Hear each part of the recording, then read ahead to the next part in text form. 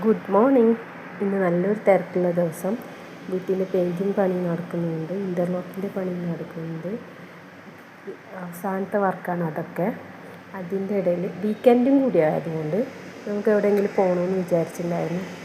ഒന്നാമത് ചോറ്റാനിക്കര, പിന്നെ അത് കഴിഞ്ഞ് ചെറിയൊരു ട്രിപ്പൊക്കെ പ്ലാൻ ചെയ്തിരുന്നു. പക്ഷേ റിസർവേഷനൊന്നും കിട്ടിയതുമില്ല. അതുകൊണ്ട് രണ്ടും കൽപ്പിച്ച് പോകുമ്പം കൊണ്ടുപോകാനുള്ള പൊതിച്ചോറാണ് ഞാനിത് ഉണ്ടാക്കിയത്. നരമ്പൻ വറവും ക്യാരറ്റും ചമ്മന്തിയൊക്കെ ആയിട്ടുള്ള ഒരു പൊതിച്ചോറായിരുന്നു.